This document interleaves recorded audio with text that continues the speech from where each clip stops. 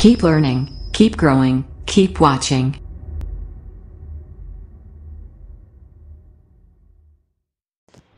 Good morning everyone.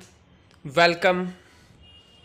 Now we will discuss about the subject of radiation physics. The topic is production of X-ray.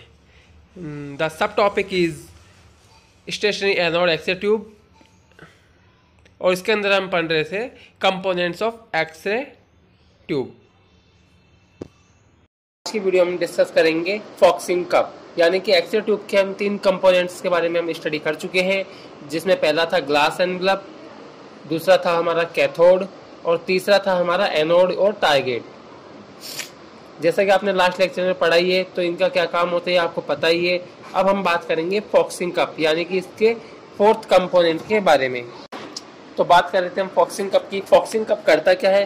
फॉक्सिंग cup cathode filament के चारों ओर लगा होता है, जो कि क्या करता है, इलेक्ट्रॉन्स को फोकस करता है, यानी कि इलेक्ट्रॉन डिस्ट्रीब्यूशन एरिया को मैनेज करता है और इलेक्ट्रॉन डिस्ट्रीब्यूशन एरिया को एनोड या फिर टारगेट मटेरियल पर फोकस करता है, जिससे कि इलेक्ट्रॉन्स ग्लास एनवलप के अंदर स्प्रेड ऑफ नहीं हो, यानी कि फैले नहीं, और इलेक्ट्रॉन्स एनोड पर ही जाकर टकराएं और ज़्यादा से ज़्यादा एक्सरेज का प्रोडक्शन हो। तो इसकी थ्योरी डिस्कस करते हैं, क्या चीज़ है, ये किस चीज़ से बना है और क्या होता है इसके अंदर। फॉक्सिंग cup, it is made up of निकल। फॉक्सिंग कप जो होता है हमारा, वो निकल मटेरियल का बना होता है।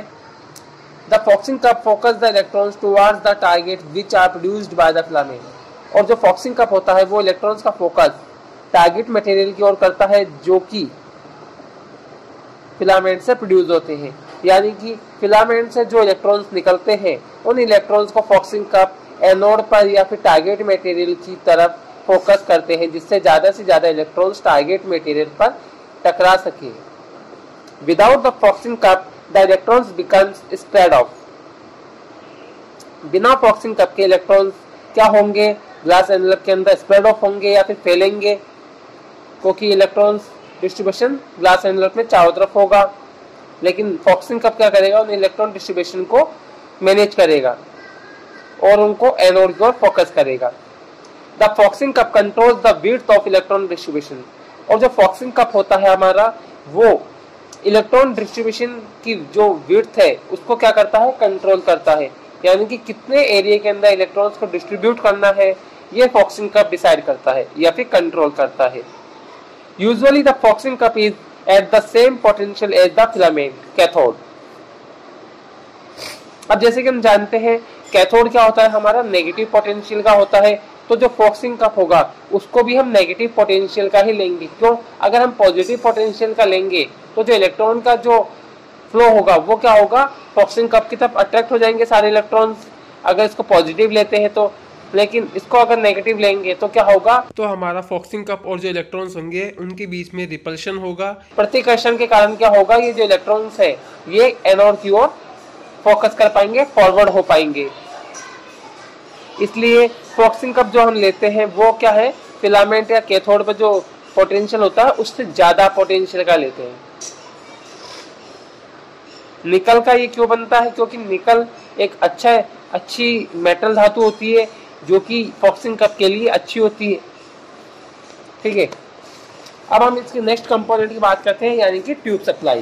ट्यूब सप्लाई के अंदर क्या होता है, जैसा कि हमने लास्ट लेक्चर्स में डिस्कस किया था, ट्यूब सप्लाई क्या करती है, जो भी इलेक्ट्रॉन्स कैथोड या फिलामेंट से निकलते हैं उनको एक्सेलरेट करने का काम करती है, यानी कि उनको वेलोसिटी देती है और उस वेलोसिटी के कारण ही वो इलेक्ट्रॉन्स एनोड या टारगेट पे जाकर टकरा पाते हैं। अदरवाइज अगर ट्यूब सप्लाई ना हो तो जो इलेक्ट्रॉन डिस्ट्रीब्यूशन कैथोड पर होगा वो टारगेट एनोड तक नहीं पहुंच पाएंगे। तो ट्यूब सप्लाई का मोस्टली काम होता है कि ये इलेक्ट्रॉन्स को एक्सेलरेट करता है, उनको वेलोसिटी प्रदान करता है, जिससे इलेक्ट्रॉन टारगेट मटेरियल पर जाके टकरा सके और इलेक्ट्रॉन और एक्सरेज का प्रोडक्शन हो सके। When the high voltage is applied between the cathode and anode, electron current flows from cathode to anode। जब हाई वोल्टेज हम अप्लाई करते हैं कैथोड और एनोड के बीच में, तो जो इलेक्ट्रॉन्स का फ्लो होता है कैथोड से एनोड की ओर, कैथोड से एनोड की ओर इलेक्ट्रॉन्स का फ्लो होने लगता है। This applied high voltage accelerate the electrons in high velocity and electrons have high kinetic energy. अब जो हाई वोल्टेज हमने अप्लाई किया है वो हाई वोल्टेज क्या करेगी, जो भी इलेक्ट्रॉन्स निकले हैं कैथोड या फिलामेंट से उनको इलेक्ट्रॉन्स को एक्सेलरेट करेगी हाई वेलोसिटी के अंदर, और अब ये जो इलेक्ट्रॉन है इनकी जो काइनेटिक एनर्जी है वो भी क्या हो जाएगी, इंक्रीज हो जाएगी, हाई हो जाएगी. When these electrons suddenly stopped in the target, kinetic energy is converted into heat and X-rays. इसका मतलब है जब जो इलेक्ट्रॉन्स टारगेट पर जब टकराते हैं, सडनली जब स्टॉप होते हैं, तो क्या होता है, जो इलेक्ट्रॉन्स की जो काइनेटिक एनर्जी होती है वो कन्वर्ट होती है हीट और एक्सरेज के अंदर. इस प्रकार एक्सरेज का प्रोडक्शन होता है, जो कि हमने स्टार्टिंग के लेक्चर्स में डिस्कस किया था.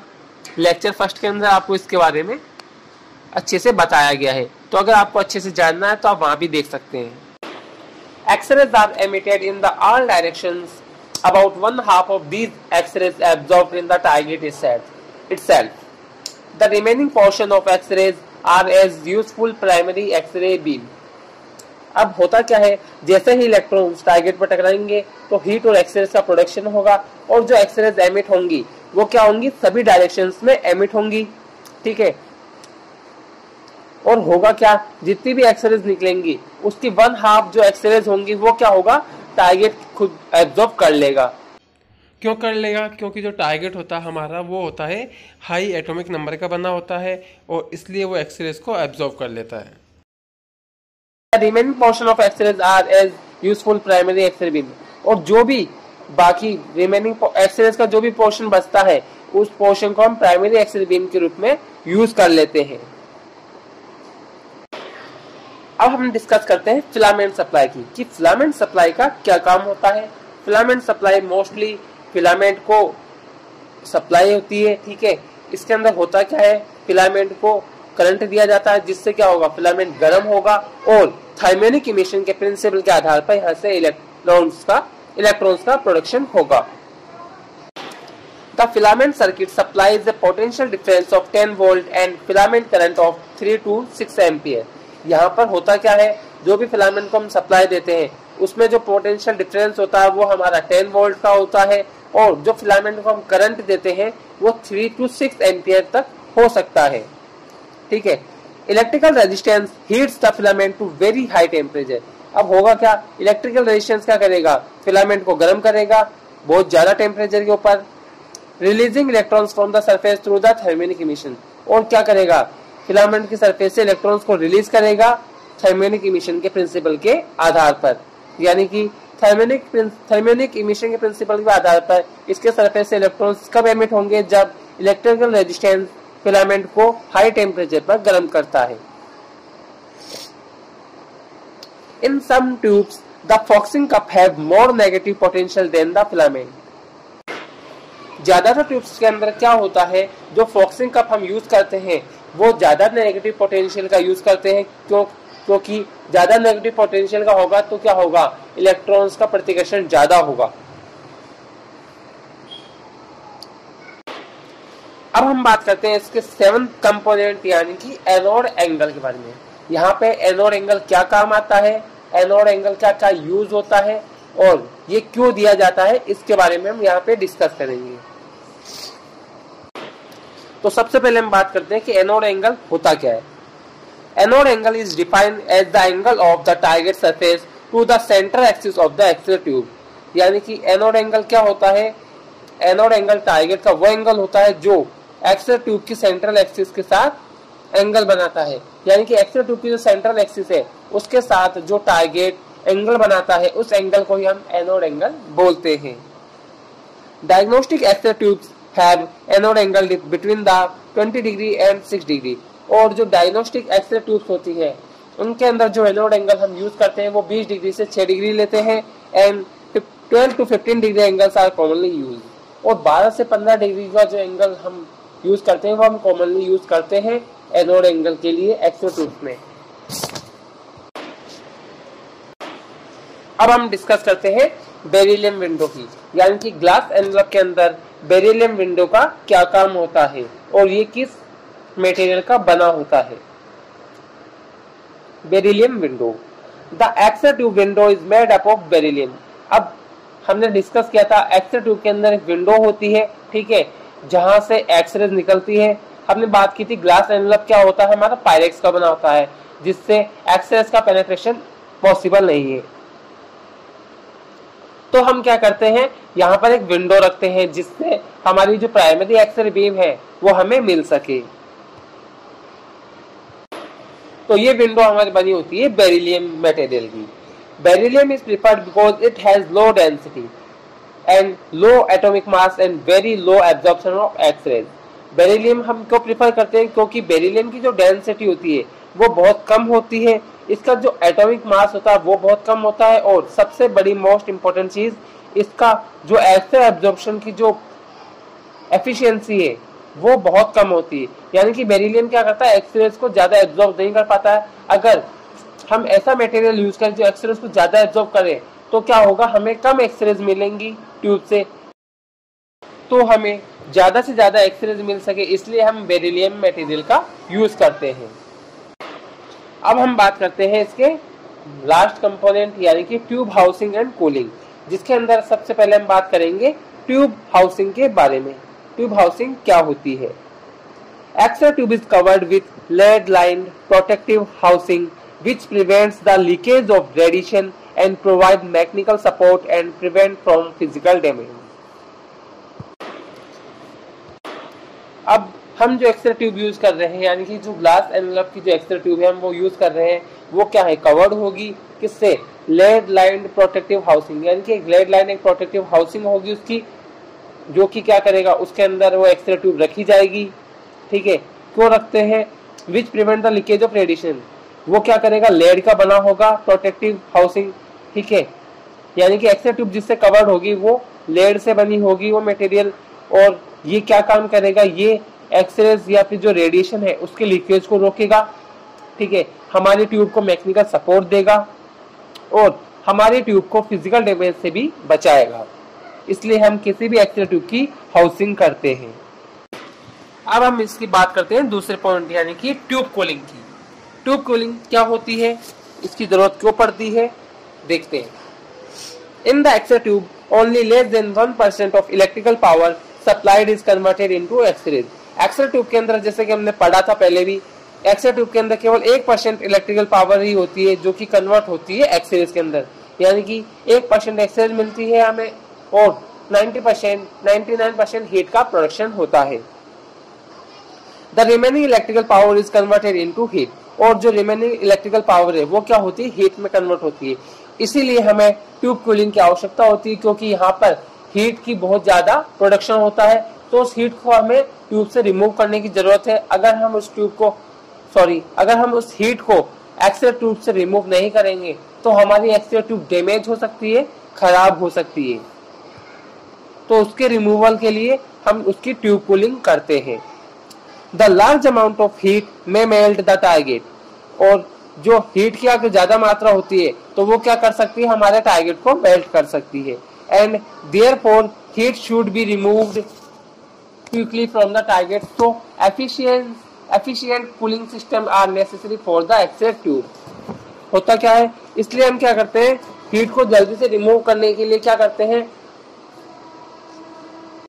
एक्सरे ट्यूब के अंदर एक एफिशिएंट कूलिंग सिस्टम लगाते हैं जिससे हीट अच्छे से रिमूव हो सके और हमारी ट्यूब प्रॉपर्ली वर्क कर सके। The different methods of cooling are, अब हम यहाँ पे बात करेंगे कि कूलिंग के डिफरेंट मेथड्स क्या क्या होते हैं, किस प्रकार हम कूलिंग करते हैं। Target are made by the insulating a layer of tungsten is copper block which remove the heat from the tungsten very quickly.